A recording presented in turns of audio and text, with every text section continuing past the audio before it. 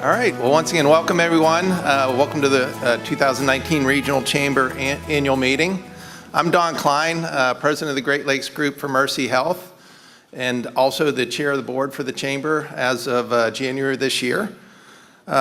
Today's event for the Chamber and Board staff to come together, it's once again always important annually to do that, just celebrate our connection to community, talk about our goals that we have out there this year, but also celebrate some of the accomplishments that'll come later in the program. We also present our annual awards to two very deserving individuals that show their passion and involvement in the region and have a tremendous impact on our valley and its future. We're also going to talk about the Chamber's future focus and current focus. That'll be James later in the day, or later in the morning. But we're also very excited to also welcome our keynote speaker, Alex Epstein, author of Moral Case for Fossil Fuels, energy theorist and industrial policy pundit. He's going to share some of his insights with us this morning. We'll hear that a little bit later. But first, to officially kick this off, I want to introduce the head table here. So I'm going to go left to right, all over this way. James Dignan, President and CEO of the Regional Chamber. Alex Epstein, also founder and president of the Center for Industrial Progress. Rhonda Rita, executive director of the Ohio Oil and Gas Energy Education Program, also known as UGEP, and our keynote speaker sponsor. Thank you for that. Lori Conine, individual small group manager at Anthem Blue Cross and Blue Shield, our awards presentation sponsor. Dr. Jimmy Bruce, president of Eastern Gateway Community College and our Spirit of the Valley award recipient. David Coy, president and general manager of WKBN, WYFX, WYTV, Nexstar Broadcasting, and our Spirit of the Chamber award recipient. And Kevin Helmick, president and CEO of Farmers National Bank, our breakfast sponsor. I can't emphasize enough how important it is for these longtime partnerships, especially with Farmers National Bank and Anthem as we host this event. We are fortunate these businesses have continually supported the Chamber and its initiatives, and we appreciate the generosity that allows us to carry on over 100 programs a year. I'm glad to welcome back Farmers National Bank. Farmers has been at this table for several years, great friend of the Regional Chamber, and we are grateful for their longtime support and ongoing commitment. And please welcome Kevin Helmick, President and CEO.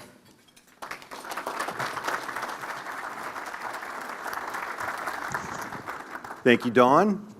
And on behalf of Farmers National Bank and our more than 450 associates, welcome to the 2019 Regional Chamber Breakfast. So we're delighted to be here once again. This is our 8th consecutive year, so we wouldn't miss it and love being a part of it.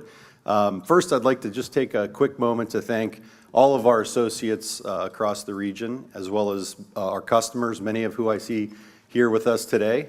Without you, we couldn't do a lot of what we do. So again, thank you for allowing us to be your bank.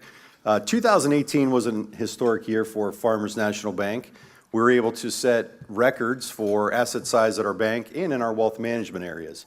And so we're very excited about that progress. 2018 also allowed us to receive the top performing bank in Ohio by Bank Director magazine in the $1 to $5 billion peer group. So once again, it's a testament to the communities and all the work that we're doing together to have so many good businesses here, and we're happy to be a part of that. I would also like to recognize the honorees, of course. Congratulations, and they're well-deserving. Dr. Jimmy Bruce, congratulations, and of course my friend and fellow Steeler fan, Dave Coy. So Dave and I were just comparing notes up here, not only about the Steelers and the Browns in the news, but about all the great boards we've served on over the years. So again, these are really well-deserving recognitions, and I'm excited to hear from Alex. If you didn't do the homework, I was able to go out and listen to some podcasts and see some YouTube videos. So it's definitely some interesting material we'll see later. So hopefully you enjoy the program, and thank you again.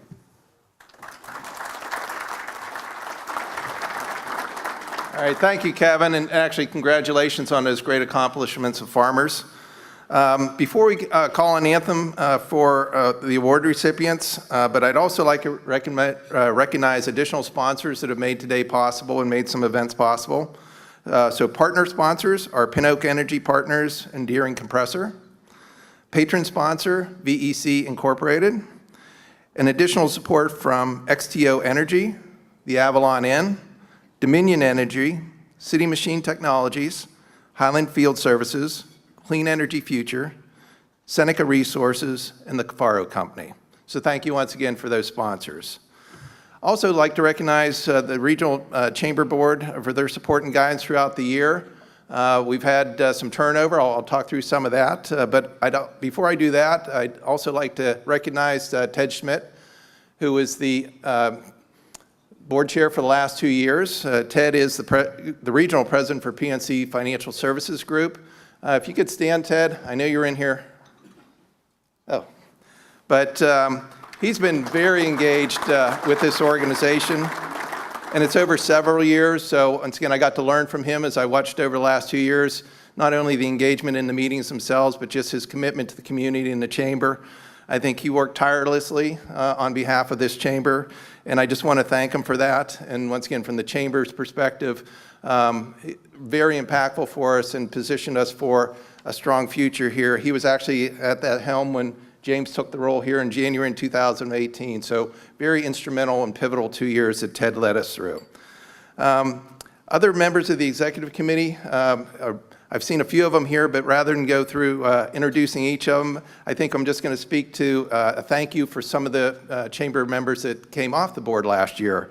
First off, at the close of term was Judson Wallace from Valerick, and then Tom Mock from General Motors Lordstown, both of whom retired, both rolled off the board, but then also retired, so we wish them absolutely the best in their retirement. And then lastly, Herb Washington of HLW Fast Track came off the board last year, but once again, just want to thank them for all their efforts over the years. So we're going to move on to our awards presentations. I'm glad to call on our presentation sponsor, Anthem Blue Cross and Blue Shield. Anthem has sponsored this event for 19 years, and we appreciate their leadership in the community and continued participation in our programs. Please welcome for remarks, followed by the presentation of awards, Ms. Lori Conine, Individual Group Manager. Thank you. Might need to pull this down just a little bit more. All right, well, thank you and good morning. Anthem Blue Cross and Blue Shield and the Regional Chamber, we continue to partner together to offer healthcare solutions for our small employers. And as today's small businesses continue to search for cost-saving healthcare options, the Southern Ohio Chamber Alliance has created a program that can lead to more rate stability and has a smart solution that offers potential savings for groups with 50 or fewer total employees. So these plans they include expanded wellness offerings as well as specialty products such as dental, vision, life, disability insurance, as well as optional life at specially discounted rates. And as a member of the Regional Chamber, small employers are able to purchase this plan. So if you have any questions about this plan or solutions for larger employers, please contact the Regional Chamber or your local broker. Okay. All right, we will now begin the very special part of our program, the presentation of the William G. Leiden Jr. Spirit of the Valley Award and the Donald Cahigas Spirit of the Chamber Award.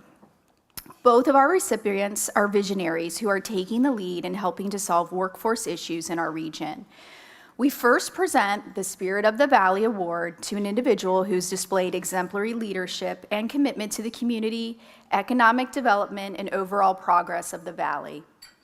Dr. Jimmy Bruce is the president of Eastern Gateway Community College, which is the fastest growing community college in the country with students from all 50 states. We are proud to honor Dr. Bruce today for his tireless efforts in helping to make the Mahoning Valley a national leader in workforce development.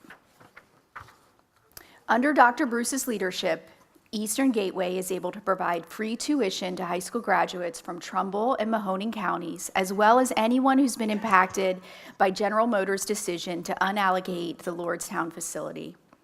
Enabling those individuals to pursue an education at no cost is not only helping them to fulfill their dreams and new opportunities, but also helping our valley fill the talent pipeline. Dr. Bruce has also swiftly adjusted curriculum within the college to meet in-demand jobs, which complements the Chamber's unique workforce development program that aims to close the gap between the demand for skilled labor and the supply of workforce-ready employees in the valley. The college has also made a positive impact on downtown Youngstown, as it continues to grow its footprint there.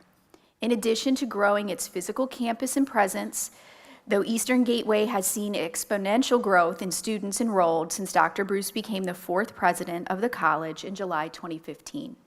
The college has increased its enrollment by a whopping 600%. The multi-campus college also has a location in Steubenville and offers online classes. Eastern Gateway serves more than 18,000 students and offers more than 40 programs.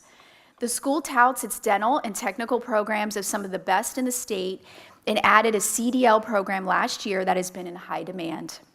Dr. Bruce has 30 years of experience in higher education, instruction, and administration. He came to Ohio from Texas, where he served as Vice President of Academic Success at Northwest Vista College in San Antonio.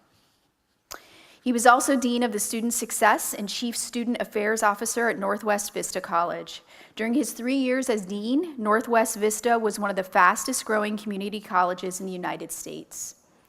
Dr. Bruce came to Texas from Elizabethtown Community and Technical College in Kentucky, where he served as a tenured faculty member, division chair, and administrator for 13 years. He earned a Bachelor of Arts degree in Public Relations and a Master of Arts degree in Organizational Communication from Western Kentucky University. He also holds a doctorate in Educational Leadership from Texas A&M University. Dr. Bruce divides his time between his residence in Jefferson and Mahoning counties with his wife Cindy and their dog Ellie. Ladies and gentlemen, please welcome for remarks our 2019 Spirit of the Valley Award recipient, Dr. Jimmy Bruce.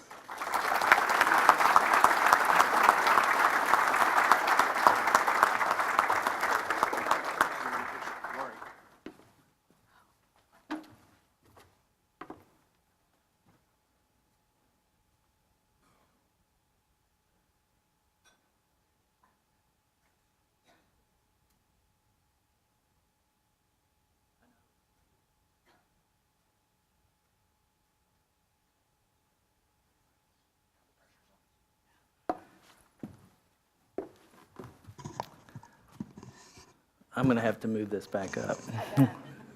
Thank you. Thank you, Chamber, colleagues, for this award. It means a lot to me personally and to Eastern Gateway Community College.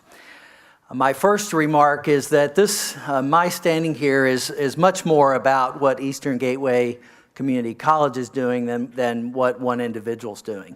I have a dedicated and supportive board of trustees, several who are here today, and my colleague on the stage, Mr. Dave Coy. So I would like for our board of trustees that are here, please stand.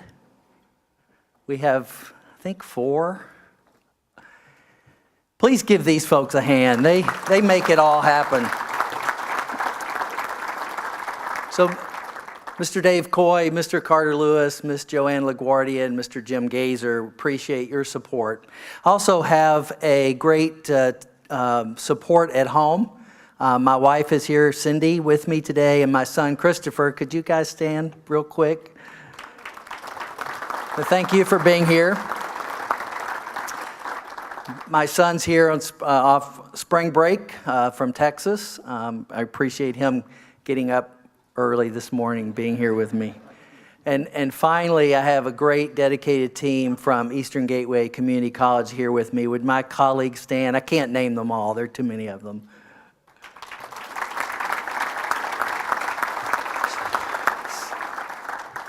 We're very proud of Eastern Gateway's presence here in Youngstown and the Valley, and what we're doing and what we're able to provide for the people that live and work in the Mahoning Valley. You know, when I moved here in 2015, one of the things that I learned quickly is that the Mahoning Valley represents resilience, hard work, and pride. And I think if you talk to folks that live and work in this area, they'll tell you they have a lot of pride where they live. They value hard work and, of course, resilient. And I believe that mirrors what Eastern Gateway Community College is doing. We are providing opportunities for folks for retraining, for education, for a gateway to a bachelor's degree, whatever the case may be. We're working to make the Valley better and stronger and provide the kind of support from a higher education standpoint that we can. But we don't do that alone. We have a lot of other educational partners that we work with, many here today. Our friends from Youngstown State University, Kent State Trumbull. I saw John from Mahoning County Career and Tech Center. We all work together, complementing each other and providing pathways to meet the needs of the Valley, everywhere from short-term credentials all the way to bachelor, master's, and doctorate degrees. And it's great to be part of all that's happening in the Valley from an educational standpoint. I would be remiss if I did not mention that we are downtown Youngstown. You mentioned that we have a new building. We just moved into a newly renovated building that's right on Boardman Street. And we're excited that building will be open and ready to go by fall with classes. It's actually already well underway. And I was in the building yesterday. It looks fantastic. So we are expanding our footprint, which is exciting. We also have a very special event coming up March 27th. Mr. Thomas Humphreys, who's here today, a former CEO of the Regional Chamber here, we're dedicating our main building. It's now been renamed from the Valley Center to Thomas Humphreys Hall. And we are pleased that Mr. Humphreys is going to join us on March 27th as we dedicate this building. So a lot of good things happening at Eastern Gateway. And again, I just want to take a moment and thank the Regional Chamber for this award, and to thank all of you for what you're doing here in the Valley to make it the best in the states. Thank you.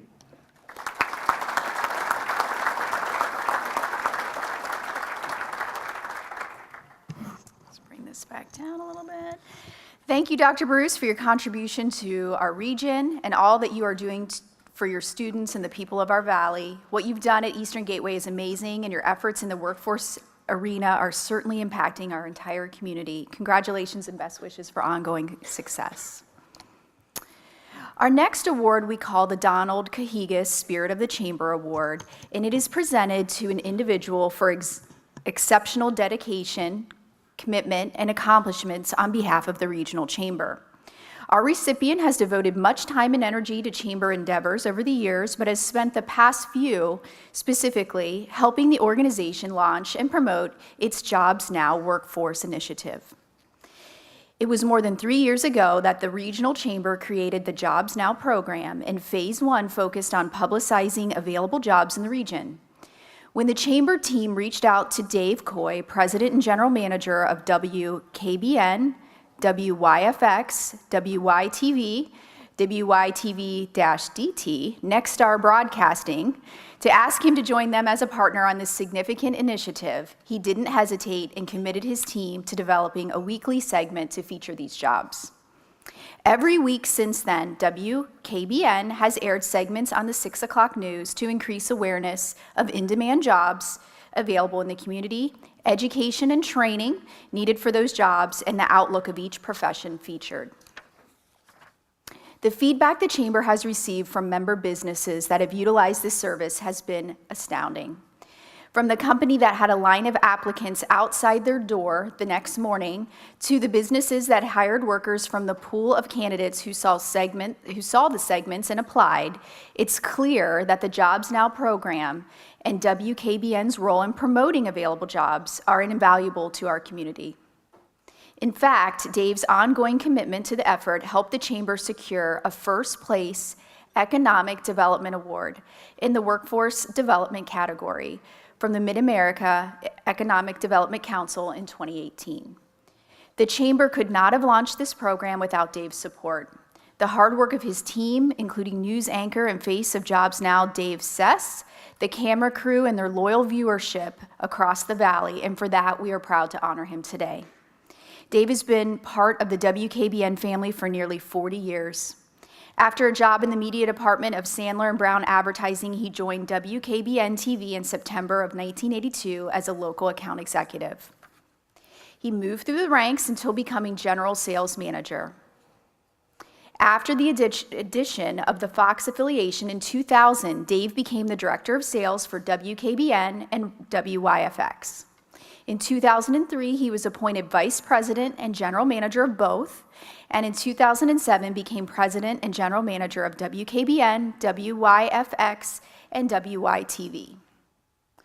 The Poland resident is a member of the boards of Regional Chamber and the Better Business Bureau, trustee of Eastern Gateway Community College, advisory board member of the Salvation Army of Youngstown and Ronald McDonald's Children's Charity, and chairman of the board of directors of the Ohio Association of Broadcasters. Dave graduated from Youngstown State University with a Bachelor of Science degree in Business Administration and is also a graduate of the National Association of Broadcasters Television Management course at Northwestern University. His wife Barbara are the proud parents to 2 grown children. Ladies and gentlemen, it's my great honor to present the 2019 Spirit of the Chamber Award to Mr. Dave Coy.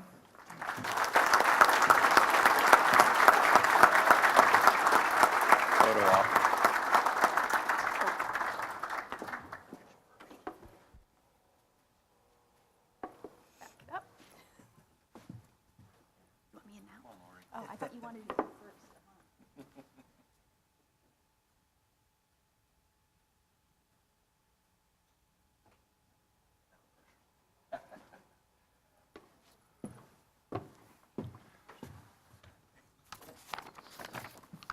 Back up. Good morning, and thank you, Lori. You tired me out with that long introduction.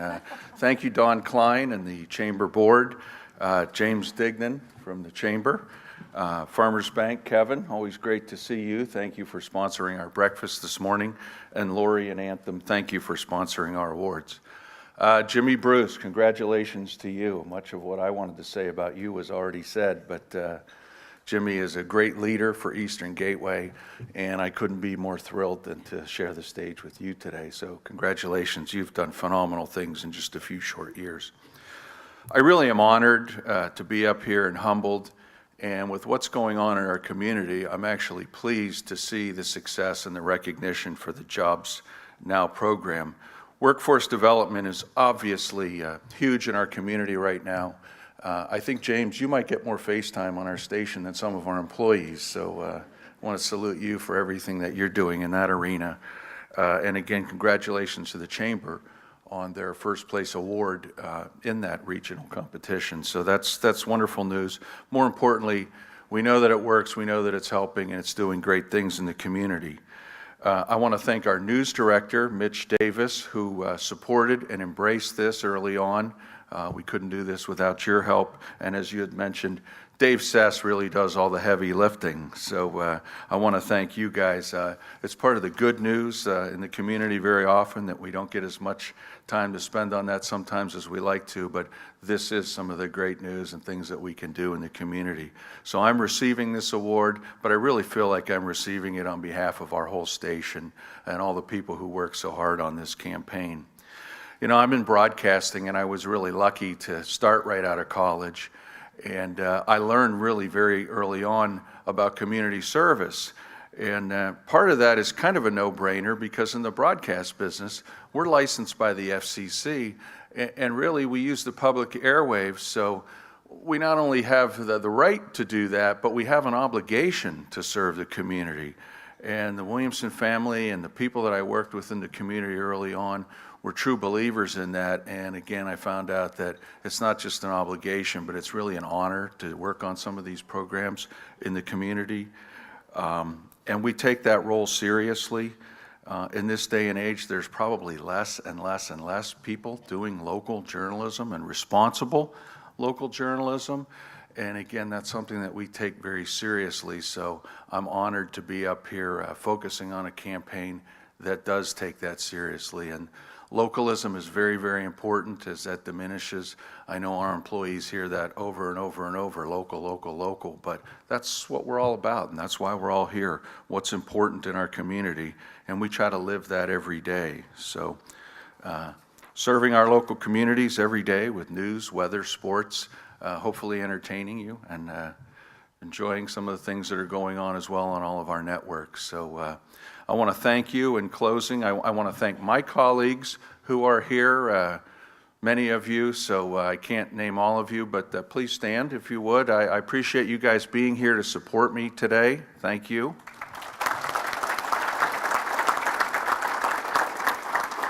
Not just these folks, but we have so many dedicated employees and people at our station that it really makes my job easy. It's a pleasure to come to work. I look forward to it, and it's because of the hard work and dedication of so many people that have put in so much time and so many hours to make our station great, and I don't take that for granted. I really appreciate that. I want to thank the Regional Chamber again for the recognition. I want to thank all of you who attended this morning, and before I step down, a shameless plug, Tuesdays, you can tune in to First News and see Jobs Now. So watch that next week, and thank you all very much. Have a great day.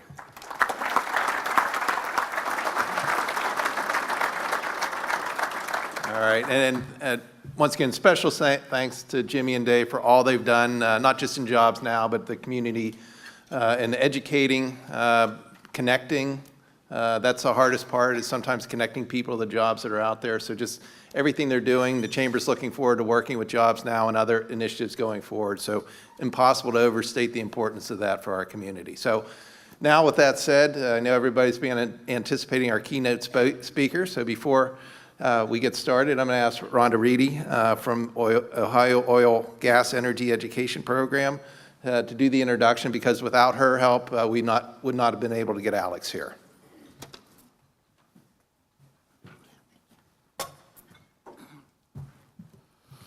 And as you can tell, as I mentioned last night, yes, I do have double boots on, and it is the reason why my first name is Rhonda and not Grace. So I'm going to do my best not to trip and fall on the stage here.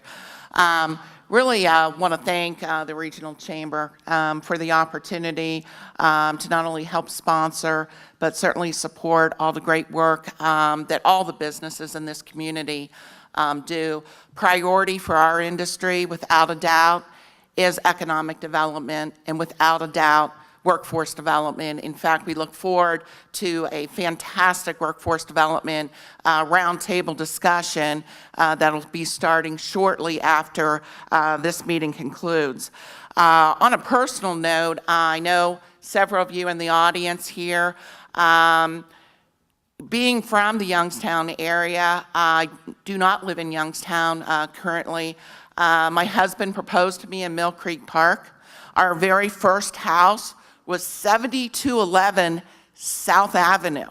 So the only thing that was here was Mr. Anthony's. And I mean, how many wedding receptions have we all attended here? And I think Kmart was here. And it's really exciting because I've got so many family, so much friends in this area. But the reality is my husband and I did leave. And we left because we couldn't find jobs in this area. And from a personal standpoint, with having so much family in this area, from a business standpoint, this area is a top priority, and it's personal and it's also business. The opportunities that this region's got is off the charts, and it's really hard to explain. My organization, we're only two of its kind in the country. 21 years, it's been an honor to help represent the oil and gas industry in many areas that we do today. So a couple of things I want to bring to your attention. I'm sure most of you are aware. Did you now know that the U.S. ranks #1 in both natural gas and crude oil production? How many of you were aware of that? Okay, phenomenal. Of course, I would expect a few of you to be aware of that. What is going on in this region? And let me just try and put it into perspective. Another reason why it was a great honor to be able to help sponsor Alex. 85% of the growth in natural gas production has come from this region. And you will hear Ohio Valley, you will hear it called the Shale Crescent region, Ohio, Pennsylvania, and West Virginia. If Ohio, Pennsylvania, and West Virginia were its own country, and I'm not advocating that, okay, we would be the third largest natural gas producer in the world. 85% of the growth, again, in natural gas production happened in Ohio, West Virginia, and Pennsylvania. What's going on here? Somebody that's been in the oil and gas business for 30 years, it's absolutely incredible. And it's returning back to the area, frankly, where oil and gas first started. How many of you knew that in 1814 down in Noble County, the Thorough McKee well was the first discovery of oil from a drilled well? It wasn't for another 50 years later before Colonel Drake, just across, the state, our sister state, drilled the first intentional well. And it's amazing to see all of that return back to this area. When it comes to the potential for bringing in additional businesses, additional manufacturing, the two key things that are being asked, what does the workforce look like? And I'm here to tell you, you've got some of the best educational training programs from higher education to the trades, to the career centers, and everything in between right here in this region. And it's so nice to be able to promote that. So there's just some incredible opportunities. But it really takes all of us working together. It's businesses, it's local government, it's investments that make all of this work. So again, thank you so much for the opportunity to sponsor the keynote and be very much a part of this community. Alex Epstein, several years ago, somebody put a book on my desk and wasn't really sure what this was, A Moral Case for Fossil Fuels, written by somebody that is about as far from the industry as they come. So automatically I'm captivated, and as we all do our research, I'm looking on YouTube, right, Mike? Looking on YouTube, we're looking at stuff, and probably one of the best speakers I've ever heard actually talk about the fossil fuel industry, and yet not in our industry. So Alex is the author of a New York Times best-selling book called The Moral Case for Fossil Fuels. If you don't have that, you haven't read it, you will after you hear him present today. He is considered an expert on energy and industrial policy. He's been called most original thinker of the year by political commentator John McLaughlin. He champions the use of fossil fuels like coal, oil, natural gas, and has changed the way thousands of people think about energy. He's risen to prominence as the nation's leading free market energy debater, promoting a philosophy that is anti-pollution, but also pro-development. He challenges many popular held ideas about energy, about industry, and about the environment, including big picture benefits and costs of fossil fuels and nuclear power. He draws on cutting-edge research and original insights to offer an alternative perspective on the energy debate, and shares many eye-opening thoughts into how fossil fuels and technology will improve the lives of people safely, cleanly, efficiently, for many, many years to come. So with that, I'd really like to welcome Alex to the stage.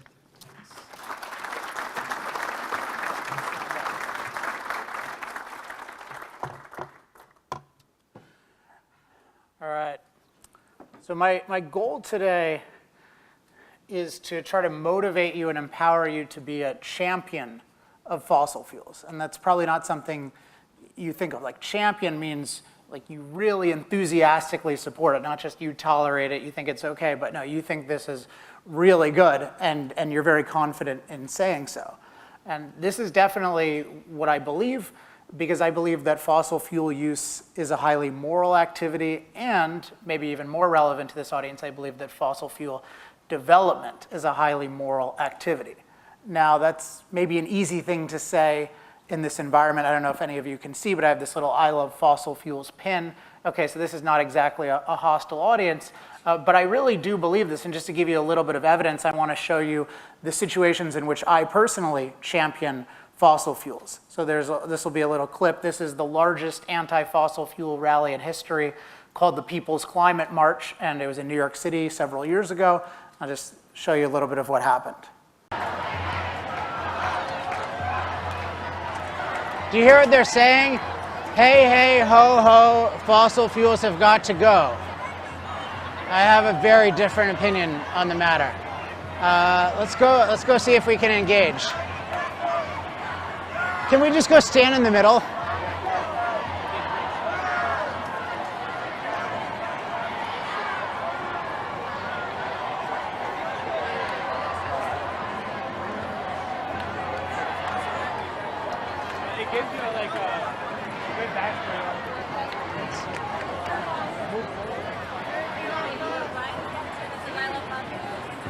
Hey guys.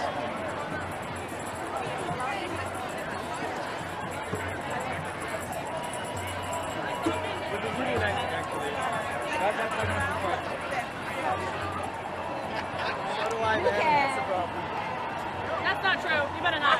I do.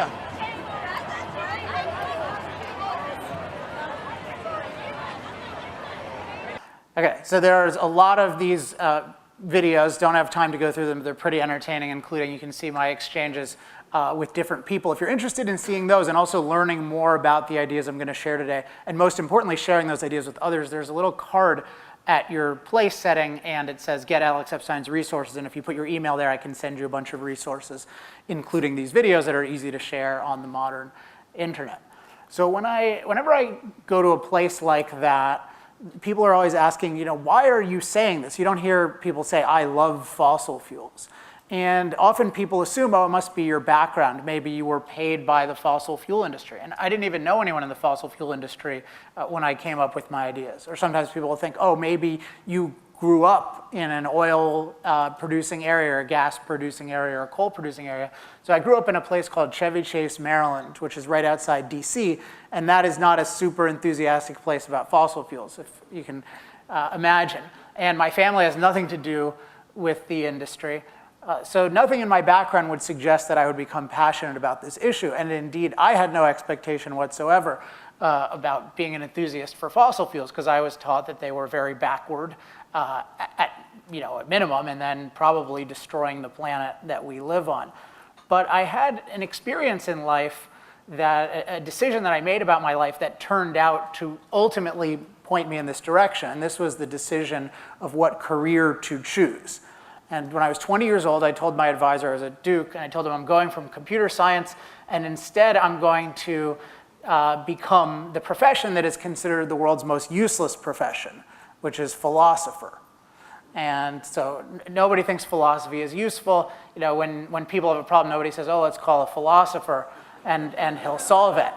And in fact, when I talk about these issues, sometimes people say, oh, I don't want to listen to a philosopher. And one such person was my former senator. I live in Southern California, Barbara Boxer, and I testified in front of the Senate Environment and Public Works Committee, and she explained to me why I had no business being there, but then I tried to explain why philosophy is very important. Scientist? No, philosopher. You're a philosopher? Yes. Okay. Well, this is the Environment and Public Works Committee. I think it's interesting we have a philosopher here talking about an issue. It's to teach you how to think more clearly. Well, So you can also see that on the resources that I'll send out. Yeah. But I didn't plan that, but that was really what occurred to me, is to teach you how to think more clearly. Because here's what philosophy is about at the core. I really like this term framework. So if you think about in just the physical world, in terms of industry, we think of a framework as that's the starting structure that you build everything else on. But when it comes to ideas and conversations, we also have a framework. Whenever we enter a conversation, there's some sort of structure. Usually it's a starting point. We usually don't talk about it, but that determines everything else. And philosophy is really about what's the framework of our thinking. And I feel like ultimately everything that I've done in terms of my thinking and my persuading other people is because I come from a very clear framework, and I believe that's the right framework for thinking about energy and other issues, and not many people are using it very consistently. And here's the core of my framework. And the key term, if you take away one term, is the term human flourishing. So human flourishing means human beings living to their highest potential, enjoying life, being healthy, living a long time. That's just for any organism to flourish means to live to its highest potential. And when I look at a technology or a decision or anything else, my question is, what is its impact on human flourishing? Is this going to help human flourishing, or is this going to hurt it? And part of that, and a really, if you remember one other word besides human flourishing, it would be, or two other words, I guess, overall impact. Because when we're looking at a technology or anything else, it's never perfectly positive or perfectly negative. Everything has different side effects, different risks. So the question is this something that overall makes people's lives better? And the reason I became so enthusiastic about fossil fuels is that I concluded that overall, they make people's lives incredibly good. And if we restricted them, it would make our lives much, much worse. Now, I mentioned this idea of overall. Part of what we need to do when we're assessing different technologies is we need to look at both positives and negatives of different technologies. But unfortunately, what I found when I started studying energy is that there's a lot of bias. And I found that when I was learning about solar and wind technology, I would hear only positives. And when I was learning about fossil fuels and nuclear, I would hear only negatives. And I didn't know what the truth was, but I knew that as long as that kind of bias exists, there's no way that we're going to get to the truth. And that's one thing that I really suggest that people look out for when we're having discussions, is somebody only looking for the negatives of certain technology and the positives of others. Because if you do that, you're not going to get the overall impact of things, and you're very likely to make a bad decision. Just as if you, when deciding to take a drug, you only looked at the benefits or you only looked at the side effects. You need to look at both.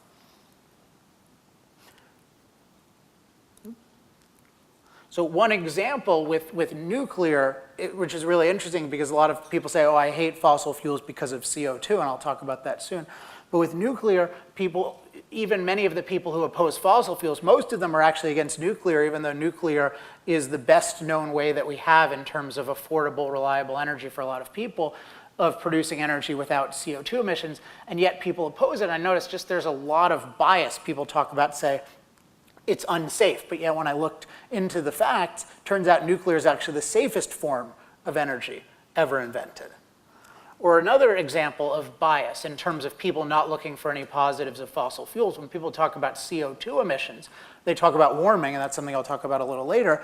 And they always assume that warming is bad, even though most civilizations have wanted warming. And then also they ignore that CO2, more CO2 in the air, helps plants grow a lot. And we've had a lot of plant growth, or what I call global greening. And yet people ignore that because they have this kind of bias. They're not looking for the overall impact, they're just looking for the negative impact. And when you just look for negative impact, then you're going to find negative, but you're not going to make a good decision.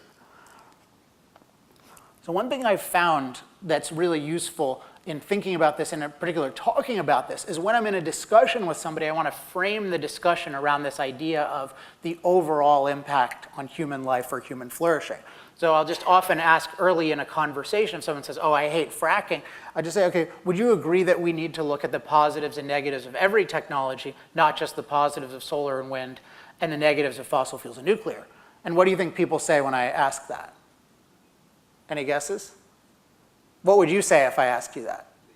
Yeah. So interestingly, even if people are really biased, they'll agree that it's a good idea to try to be even-handed. And if you can get people to agree to that, then they will be much more even-handed. So the framing, it's just like the framework of a building determines everything about it, the framework of a conversation determines everything about it.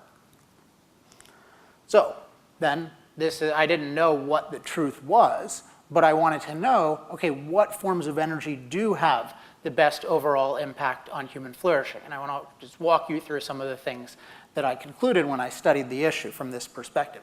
The overall thing is, and this is just my overall thesis of the moral case for fossil fuels, is that there are unique positives of using fossil fuels, and those far, far outweigh any unique negatives. And here's the core reason why, which is that the fossil fuel industry is the only industry, and this is really true, it's the only industry that can produce abundant, reliable energy affordably enough so that billions of people can afford it. It's the only industry that can produce abundant, reliable energy affordably enough so that billions can afford it. So here's the current state of energy in the world. So I take this from 1980 to the present, and interestingly, I take 1980 because it's a while back, and but also it happens to be the year that I was born. And when I looked back at what people were saying then, they said, oh, we're going to get off fossil fuels. We don't need fossil fuels. And yet since then, fossil fuel use has almost doubled. And we really need to ask, why is that? Because sometimes people say, well, I don't want fossil fuels. I don't really need fossil fuels. Fossil fuels are being forced upon me. But if we keep using it, despite everyone claiming that they hate it, there might be something really valuable about it, and it's important to identify that.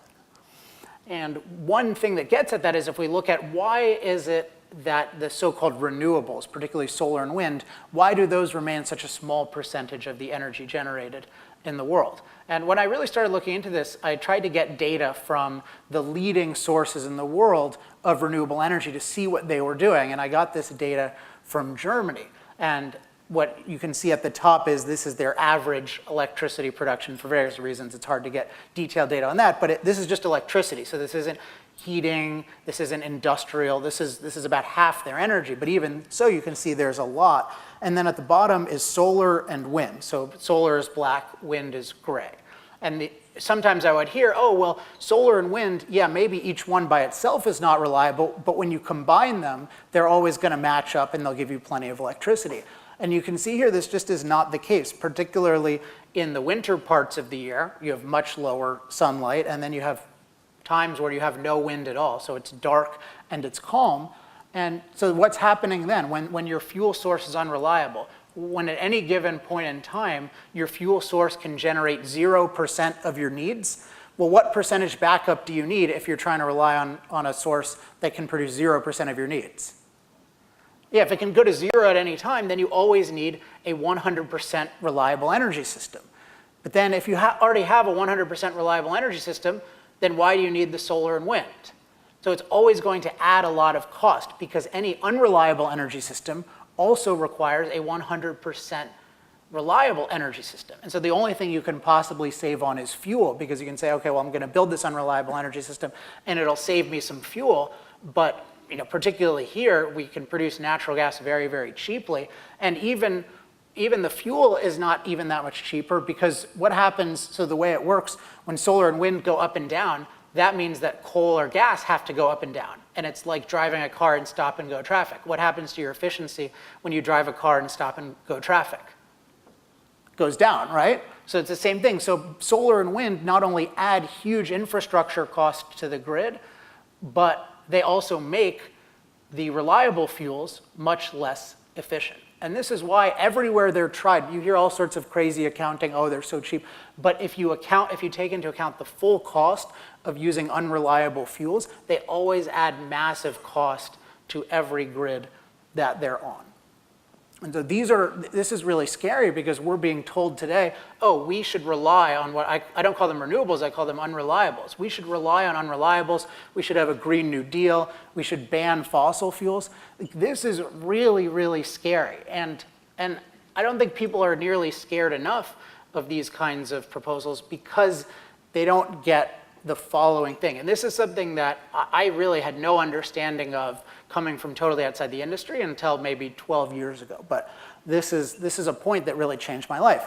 And here's the point. It's that the more affordable that abundant, reliable energy is, the more affordable that everything is. So the more affordable that it is to get abundant and reliable energy, the more affordable everything is. And the reason is because abundant, reliable energy is the technology that powers every other technology.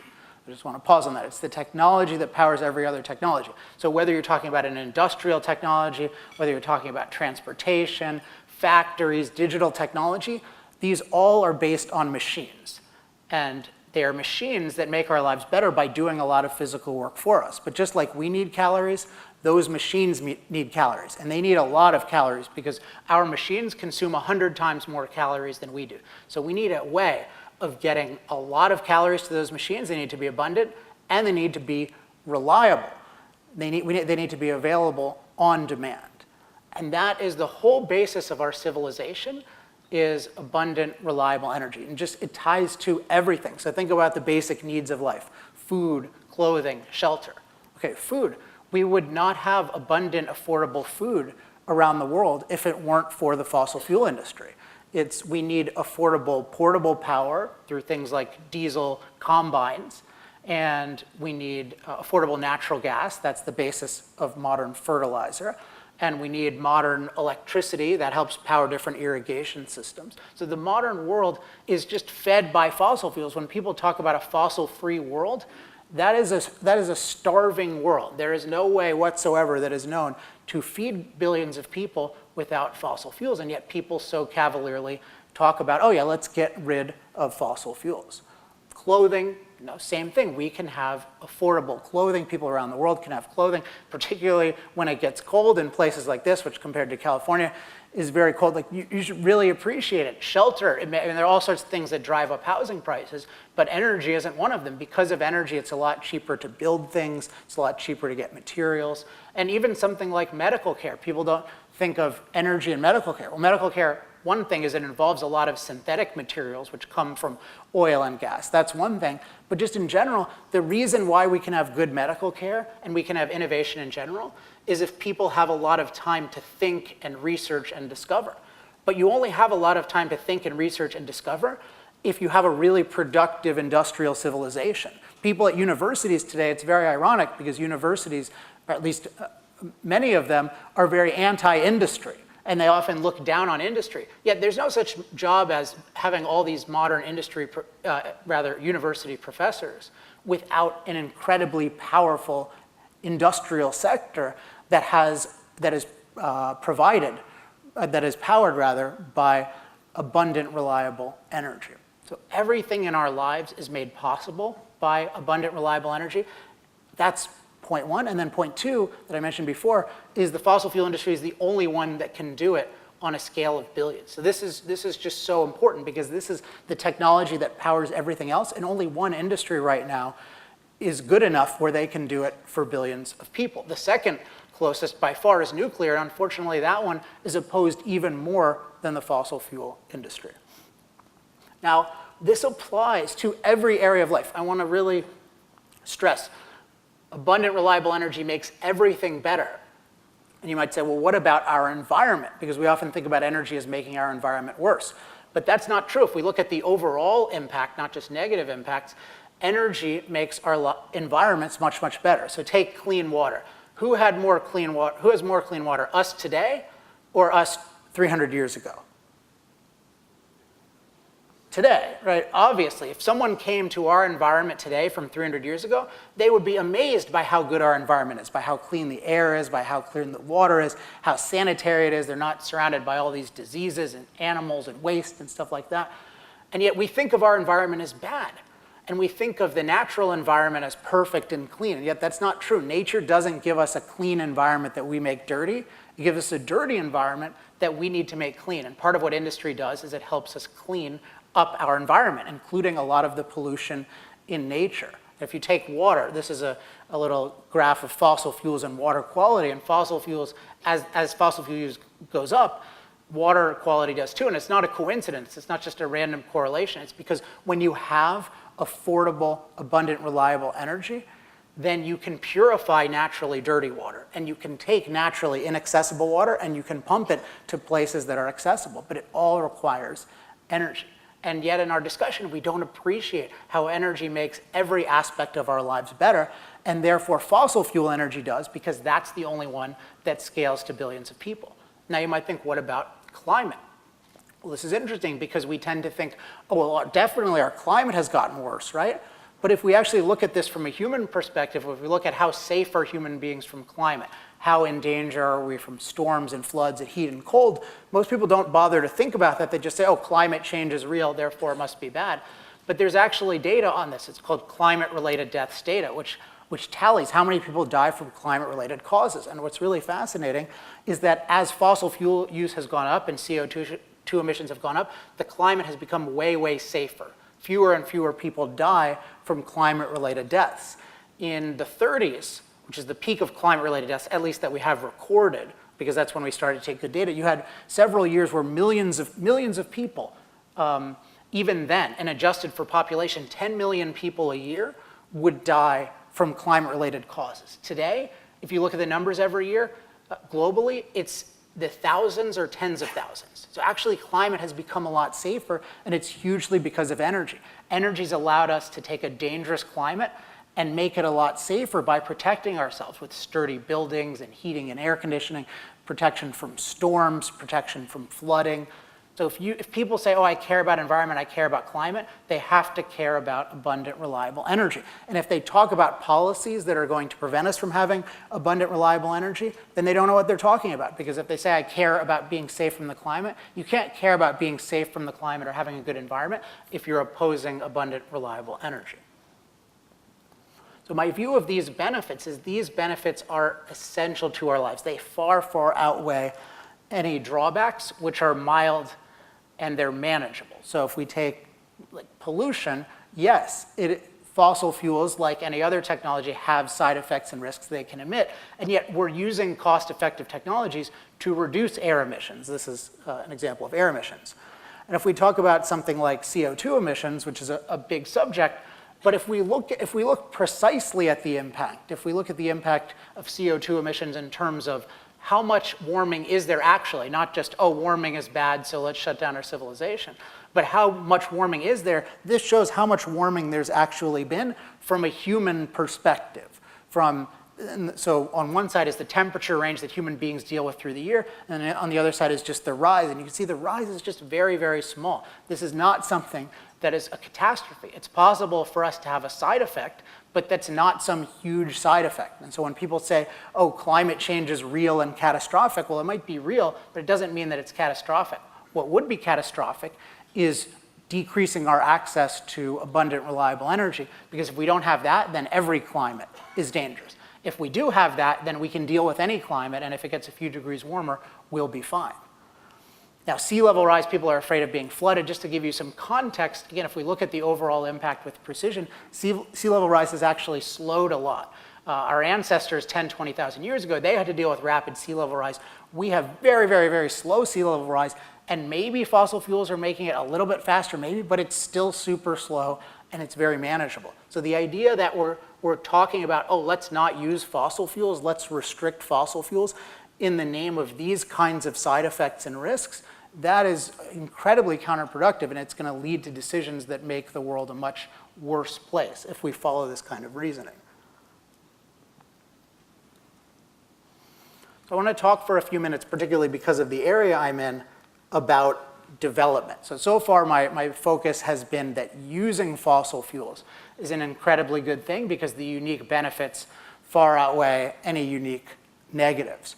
And I think this is also definitely true of fossil fuel development. And I know that I'm sure most people in this room support fossil fuel development generally, but I also know that there's a mounting opposition. And what's happening in Ohio that's happened in other states is there are certain kinds of national groups that have an agenda that are against fossil fuel development, and they view places like Ohio, they view industrial regions as kind of like their own personal museum. So they just think, oh, well, I don't like industry too much. It's dirty, it's messy, however they think of it. And they think, yeah, well, we don't want that to happen. So they send in their little troops, like one of the organizations around here, I think, anti-fracking organization is like funded by a group that has this guy Josh Fox and Al Gore's wife or ex-wife on it. And they send a bunch of money to scare people about fracking and to say, oh, you shouldn't do this. And this is really not something that is that is a really, really bad force, because local production of fossil fuels is a great thing. If I'm right, that fossil fuel energy is really the most important technology in the world because it's the technology that powers every other technology. If it's the most important technology in the world, do you want to be in a place that's producing the most important technology in the world or not? Well, everyone is using this technology. Even the people who claim to hate it are using it because it's so beneficial to their lives. So it's really, really good to figure out a way to produce it as long as you can do so in a responsible and safe way. Because when you're producing it, think about it, you have a lot more security of energy supply. The US in general has a lot more security now. You have lower prices. I've been hearing, and I have a chart to show how this area has unprecedented low natural gas prices, which that's incredibly valuable for electricity generation, for heating, for industry in different kinds of ways. And the more you have a super productive industry in your area, the more productive you're going to be, the more prosperity you're going to have, the more job opportunities you're going to have. So it should be very, very exciting to people to be a leader in the most important technology in the world. And it really is the most important technology in the world. So I'm really hoping that people in different states where there's the opportunity to produce a lot of fossil fuel energy really understand why that's a really good thing and a really big opportunity for them, as well as just good for the rest of the world. If you look at natural gas prices, this is pretty dramatic how they've been falling.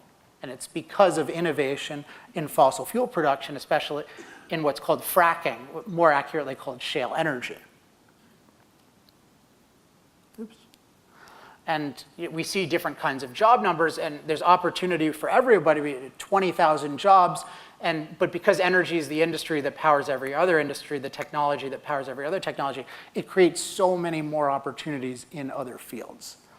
And when we're talking about the drawbacks, because whenever you have industry, people will say, oh, I don't like that, that's dirty, that's messy. One thing we need to recognize is that every form of industry has side effects and risks. And so you see one here is, I think here's a shale operation, but on the other side, that messy looking thing, that's actually from solar. So that's mining for the materials for solar panels and wind turbines, which can be very dirty as well. When we're thinking about industry, again, we have to look at the overall impact, and we have to recognize every form of industry has different side effects and risks. And what I really, really object to, and I really want to caution you against, is when people say, well, I want the benefits of industry. I want abundant, reliable energy, and I'm going to use it and I'm going to benefit from it, but I want zero side effects. I want a totally clean world. When people say that, they act like, oh, I'm doing a totally great thing. But I don't agree with that at all. I consider those people to be freeloaders and blockers of progress. You think about it, I was talking to Guy Coviello about this yesterday. If in the 200 years ago, if you had a coal stove in your home to heat your home, you knew that you would be getting a lot of soot and a lot of smoke, but you accepted it because it was so good overall for your life to have that coal stove. It kept you warm in the winter, it prevented you from freezing, it allowed you to cook food. So you knew you were making a decision, and you owned the positives and you owned the negatives. And yet today, we've got this amazing industrial society where, in part due to a lot of people like the people in this room, we have way, way cheaper access to heat and energy and way, way fewer side effects and risks. And yet the people who produce that standard of living get criticized, and people say, oh, I don't like dirty energy, I don't like industry. You cannot say that if you consume it. So unless you're willing to move to like a primitive country that has no industry, it's completely hypocritical and immoral to say, oh, I'm against dirty industry. And I really want to stress this point, because I know that a lot of people in this room get criticism from people like that, and they often act high and mighty and superior. And what I'm hoping is that you regard that as inferior. It's inferior to be against something that's really overall good for human life, and it's being inferior and immoral to advocate, to say, I want the benefits of something, but I'm not willing to accept responsibility.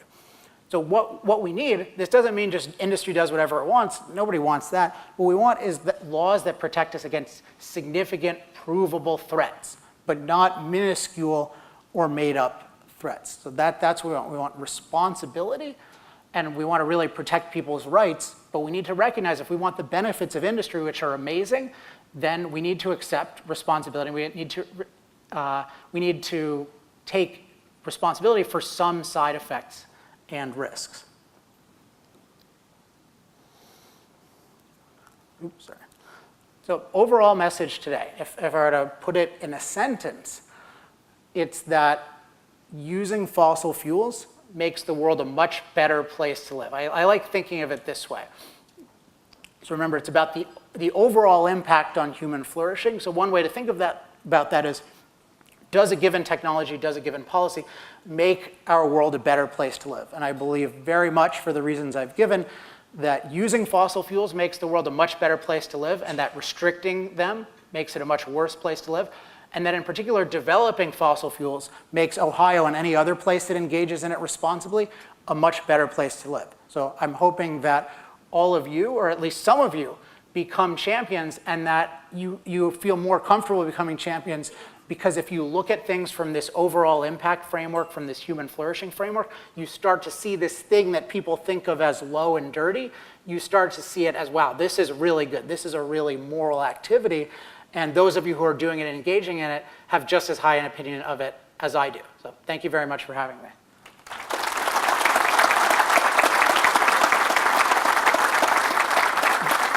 Do we have any time for questions? We can take one or two questions.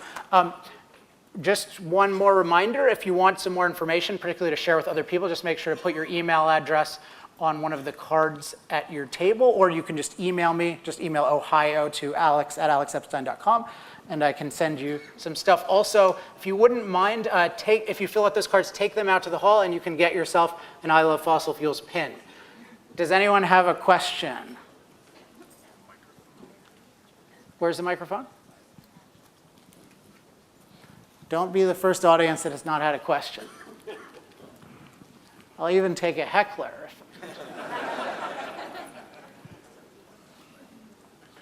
Anyone? Oh, there we go.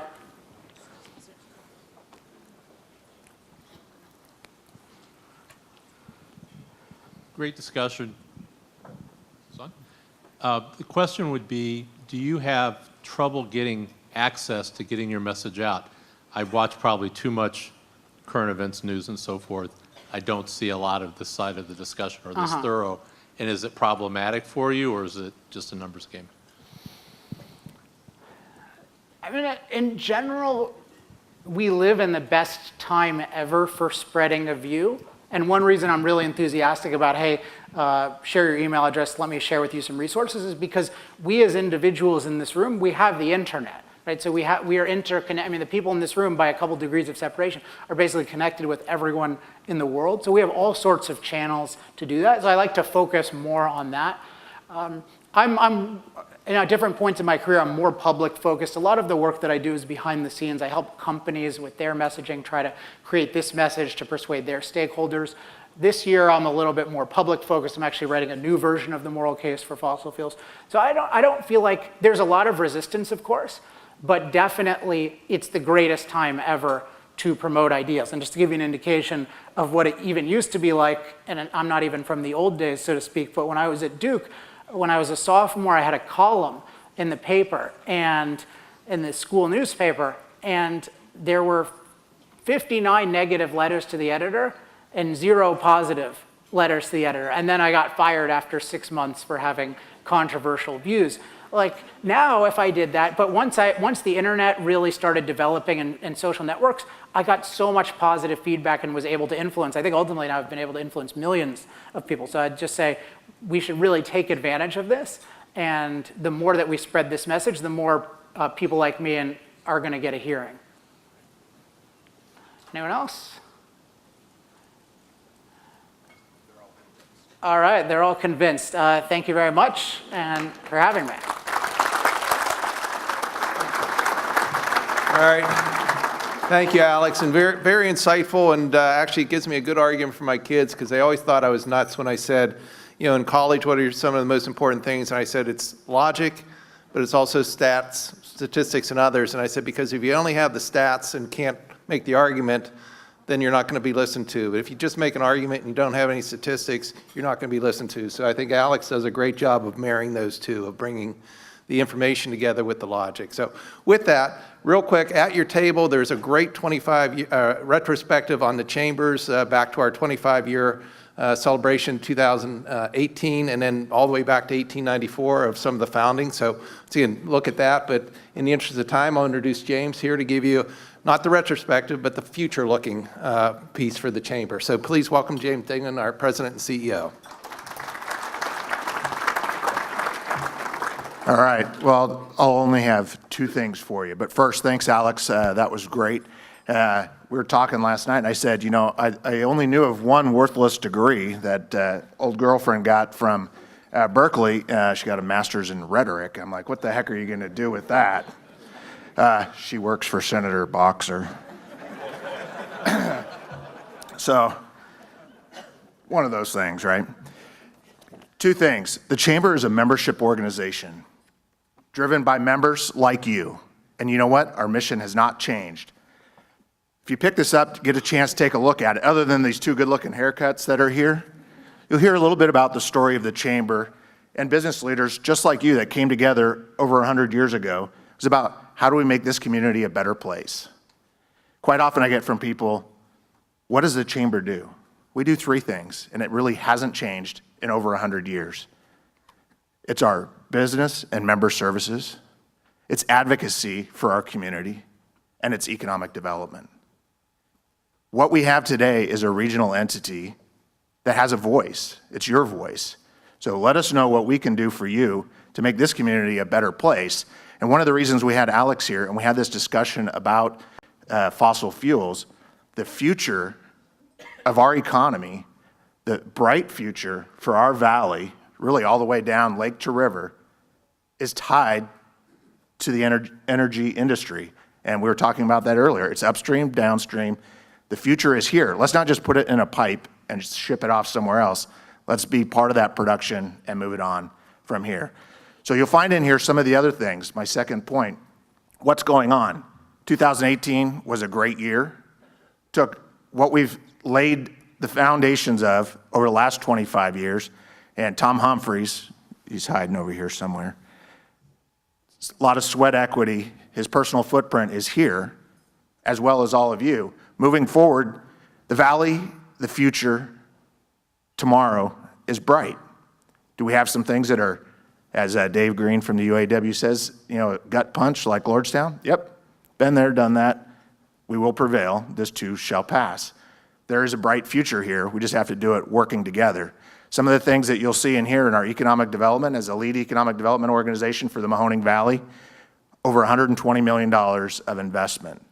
Look at the amount of jobs retained here. Look at the amount of investment over the last 25 years since the regional chamber has been your lead voice in those efforts. We have over $2 billion in the kitty right now, in the pipeline. Many of those are going to come to fruition here, hopefully in the front end of 2019. TJX, Lordstown Energy Center, and more. The future of the valley is bright. Thank you all for being participants and being part of that. And for those of you that are not members, that came here as a guest, I won't call you out, but think about what you can do to participate in our economy, in our future, and what we're going to do here in the Mahoning Valley. Thank you all for coming. Enjoy your beautiful day out there, and it'll be 30 degrees on Sunday, so we'll get it.